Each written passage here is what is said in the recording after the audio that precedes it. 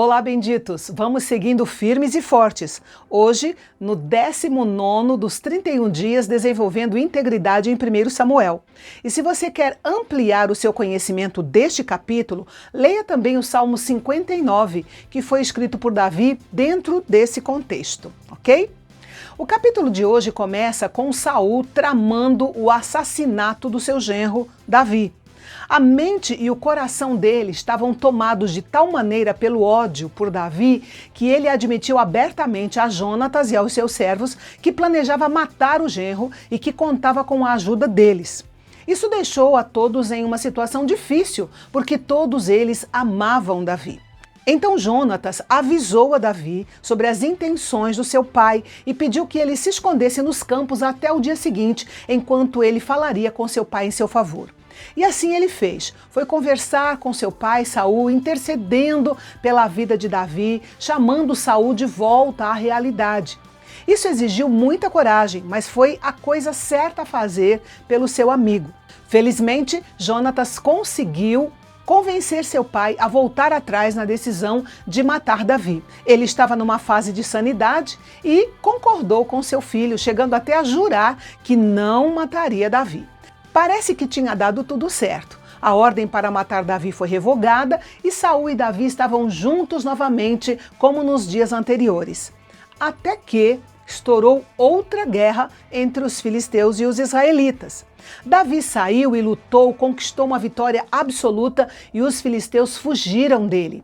Mas o sucesso de Davi despertou novamente o ciúme de Saul. O espírito maligno veio sobre ele e Davi mais uma vez foi chamado para tocar sua harpa para acalmá-lo.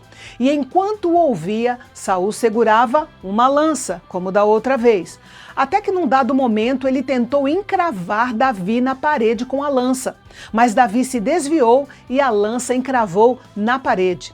Davi então soube que era chegada a hora de deixar a presença de Saul definitivamente e se esconder. Mas antes disso ele voltou para casa a fim de ver sua esposa Mical.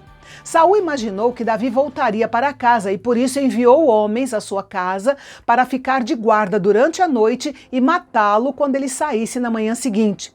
Mas Mical, conhecendo o raciocínio do seu pai, insistiu para que Davi fugisse ainda naquela noite para um lugar seguro. Ela o ajudou a descer por uma janela e ele fugiu.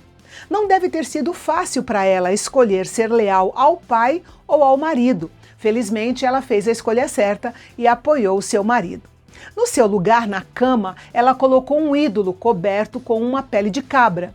O ídolo era um terafim, usado como ídolo doméstico ou como um amuleto de fertilidade ou de boa sorte. Não se sabe por que Mical tinha esse ídolo dentro de casa, mas ela ainda tinha envolvimento com esse tipo de idolatria. Enfim, naquela noite Davi fugiu de Saul e nunca mais voltou.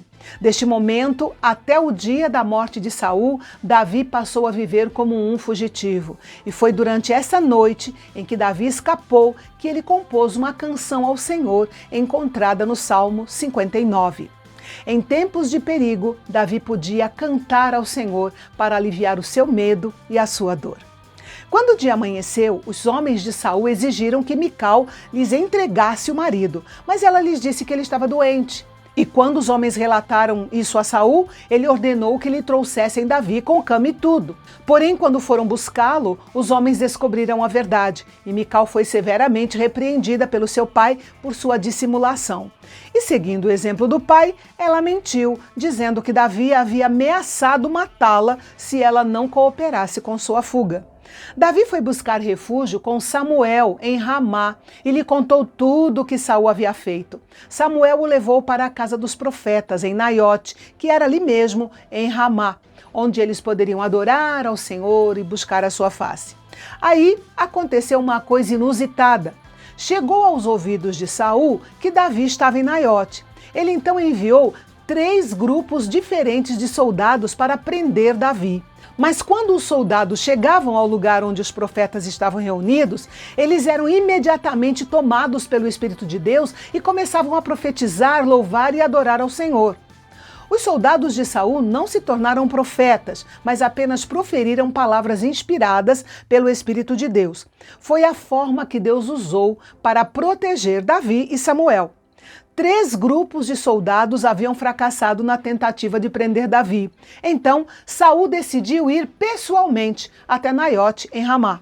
E o Espírito de Deus também veio sobre ele e ele ia profetizando até chegar a Naiote. Chegando lá, ele tirou as suas vestes reais, deitou-se no chão diante de Samuel e assim ficou por todo aquele dia e toda aquela noite. E esse foi o último encontro entre Samuel e Saul.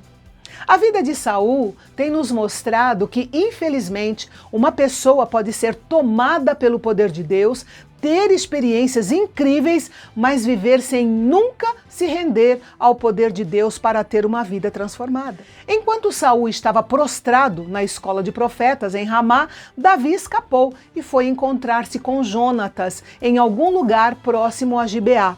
A tensão que envolveu a conversa dos 2 amigos, você fica sabendo amanhã, aqui no canal Bendito, o canal de Fala Fácil.